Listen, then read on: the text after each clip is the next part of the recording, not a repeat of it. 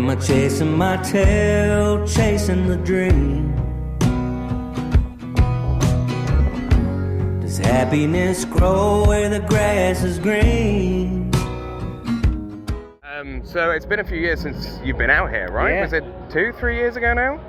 I think it was 3 years ago. Yeah, I I remember. yeah, Yeah, tell me about it. Yeah, everything since COVID has just been a blur. Yeah. I have a child now since COVID, and I have one on the way. Oh wow! Oh, middle of congratulations! September, Oh wow! Basically, when I Pretty get soon back. then. Yeah. Of course. Yeah. I kind of fell in love with your sound after the last time we saw you, and kind of kept track of all that. So this is kind of a cool thing for me to be able to chat to you. Right for back sure. at you, man. Right back at you. And obviously last time you were here, you were more of a duo. Yeah. How's it been since the change? Well, me and Anthony, what people don't realize probably is we played music together for 17 years. Oh wow! Not just as Everette, but in different bands and all this stuff. Yeah. And I was a solo artist for a while, and he played guitar with me then. So it was tough at first, man. But Anthony he felt the need to spend more time with his kids. Are getting older. Yes. Stay out the road. And I respect that totally. And we're still brothers and write music and hang all the time. But I will say I've really enjoyed just carrying it on. I mean, we had already committed to the Larry Fleet tour in the States. Okay, cool. And Larry asked if I wanted to come out here, and I said any opportunity I have to come to the UK, yes, just put a check on that. Because I love it so much over here. I love the people, I love the audiences, and it feels like we've done pretty well over here. And I don't know. I feel like there's a homey vibe here.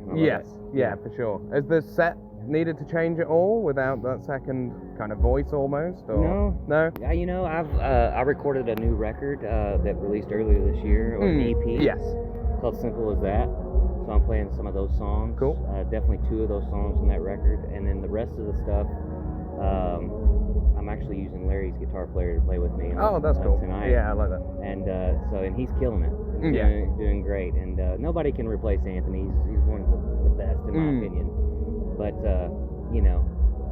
I've been having a great time. Yeah. Oh, cool. Yeah, definitely. Is it just you two tonight then, right? Or are we doing? That'd be cool. We might have a special guest. Oh, okay. Oh, I'm looking forward to that. Yeah. And how's the tour been? You're kind of midway through it, right? In the European leg? Yeah. Yeah, we did Glasgow, London, and then now we're here. And then we have, I'm going to Dublin and Belfast after Yes. this. Yeah, I do. I've never been to Ireland. So oh, cool. Yeah, that'll be good. Yeah. But the crowds have been just like I always remembered them being. Just amazing. Yeah. And, attentive and really kind response. And so being the support act is just acoustically sometimes is a little nerve-wracking, but I've grown to I can imagine, kind of like that feeling of that, and the UK crowds are always arms wide open right from the beginning, right from the first note, so that's really nice. I imagine it's a bit of a kind of a nice change of pace almost to do an acoustic thing before a big band thing as well. I feel like it's probably a bit more memorable that way. I love it, man, because there's more freedom acoustically. You can it becomes kind of a singer-songwriter-y set. Yes. And I try to do my best at mixing like story time and how dad of me to say that, story time and the rock and roll ecstasy of a show that can come about. I try to mix that as well as I can. Yeah, cool. Yeah. Is there any kind of comparison you can make between the crowds back here compared to back home, or just the scene in general? Or I imagine here's fairly similar. I know I was chatting to Balin, and he very specifically said he picked here because the landscape and all that looked pretty similar. Yeah. Well, the landscape here is very similar to where I grew up in Kentucky. And but as far as the crowds, you ask, I mean, there's definitely some similarities, but the classic thing everybody says that's very, very true is that I always tell people who've never played here before, I always say most UK audiences, they treat the arts with respect, and it's kind of like a tennis match. They're very quiet while you're in play. Yes. And as soon as you're done, they erupt in cheers. Exactly. And I love that, especially doing acoustic stuff. You want people to hear these songs you worked hard for. Yeah, for sure. And if you don't have the sparkle of bass drums and all the stuff, to have people's ears is what you want. Yes. And in the States they do that too, but it's just a little less than here. This is kind of a guaranteed spot. Yeah, exactly. Maybe my set here tonight, I know it's the after party. Maybe there'll be a little more sauced up. And, yeah, I know what you mean. less years, but I like that too. Yes, yeah, you guys did the after party as well last time, right? Yeah, we did 2 shows last time. I think we did the front porch and then the after party. Yes, and that after party show was honestly one of my favorite shows I've ever played. Yeah. I mean, people were just like ready. Man. Yeah. Awesome. Yeah. And then so yeah, we've kind of chatted over the last couple of years to quite a few people around the kind of Bowling Green area, and it seems to be just a real hotbed at the minute for some music. Like I think we've chatted to Kyle Daniel here a couple of years ago, and yeah, it's just like it almost feels like there's something in the water at the minute for it. Yeah, well, Bowling Green, it's changed since me and Kyle were growing up there. But yes, there was a time in Bowling Green, and maybe it's still that way, I don't know, that the music scene was just this great to be a part of. And we were all so close, all the bands, and we would play our shows and then get together at somebody's house at the end of the show, all the bands. There was no competition or anything. Everybody played, and everybody was kind of like family. My friend Josh Mitchum is here, and he knows Kyle as well. Yes. He was in a band called Floored, who were super inspiring to me and Anthony. But we were all so close. I mean, I learned a lot from those guys back when I was in my early 20s. Yeah.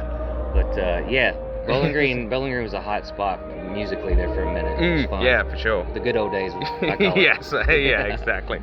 And you've been pretty kind of steady on the musical output. Obviously, you mentioned you put out the EP not long ago. Are we taking some time to rest, especially with the baby on the way? Yeah. Yeah, man. I think I'm gonna after this. I'm gonna be off the road the rest of the year. I think. I need it. I've been touring my entire life, and I think what I have not done in my touring life is take a break and just really see the direction I want to go, without having people breathing down my neck, and when it comes to the commerce part of the business. Exactly, yeah. And I've cut ties with some of those things on purpose, and just wanting to be an artist this season, and not that we haven't before. It's just like taking a minute to point my arrow somewhere and go 100%. Yeah, exactly. Direction. Yeah. And I'm real excited about it, man. I'm writing for another record. I just don't know when I'm gonna start it or put it out. It'll be next year, I'm sure. But I'm always writing, and I'm always working on a record. Yeah. Somehow. Exactly. It's just who I am. So. Yes. But yeah, new music will come for sure. Cool. Has the writing changed at all? I know you mentioned that you're still kind of doing a few bits with Anthony, but has it changed at all since it's more of a solo thing, Yeah, I mean, Anthony's still right, but it is changing. I heard somebody in Glasgow, some Everette fans, they were saying they're enjoying the new music and the more introspective side of me. Okay, cool, good. And I didn't see it that way, but now that I think about it, I guess it is. There's songs like "Simple as That," which is, really the dream that I've always wanted, which is just the basic things in life. I just want to do what I love. Exactly. Make a little money doing it, and keep the love going with my wife. You know what I mean? And family. And that's pretty much all I want out of this run. And then there's songs like "Space Between the Stars," where I went through a pretty dark period out there for a minute. My wife was right there with me and riding with me through the dark times. Exactly, yeah. And so I guess it is a little more introspective, and maybe that's just where I'm at in my age and my life, and it's the kind of music I love to listen to as well. So maybe more of that to come, and always a rowdy side to our sound too. True. I just can't escape.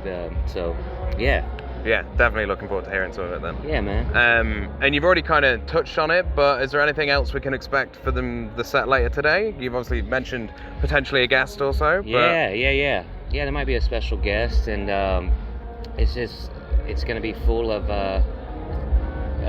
like I said earlier, just rock and roll ecstasy, acoustic ecstasy. Yes. Mixed with some, hopefully, if the crowd's willing to listen, with some story time,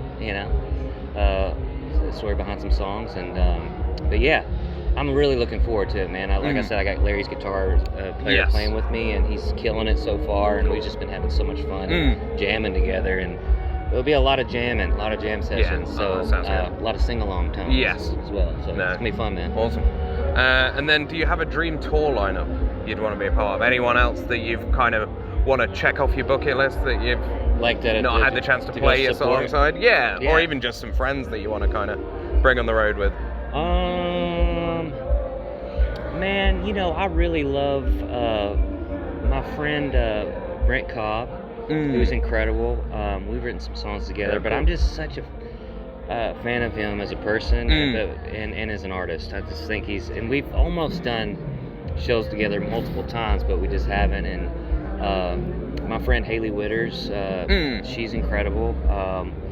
And then the shirt I have on, his name's Ben Chapman. He's kind of a bluesy Allman Brothers-ish that's cool. vibe. Yeah. And definitely young guy, you know, young guy who's like just killer. And if it was up to me, I would just take all my friends that whether they're killing it or not, and just all be together and have a good party. You know? Well, this is it. It's almost like you've got a fine line between like supporting someone that you really want to, or kind of just having a really good time playing with your friends, and it makes it a lot easier almost, that side of things. Yeah, man, I think, you know, there's definitely business moves to make in this business. I'm in a really odd spot where I feel like I'm just wanting the soul filling instead of the pocket filling moments, you know, like, and that might change next year, I don't know, but I needed some soul filling, I need refilling from some interesting times I've had in the past 3 or 4 years. Yeah, it's definitely a good way of looking at it, though, for sure. Yeah. We'll see. I change every day, so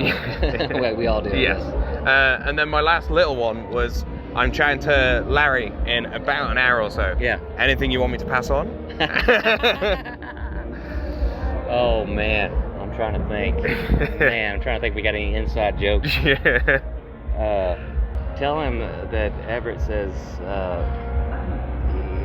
he's just so mean, you know, on tour. Like, he's just one of the meanest guys I've ever met. He's just got a really bad reputation of, treating the support bands horribly. Yeah. And then follow that up with, he's just kidding. Yeah.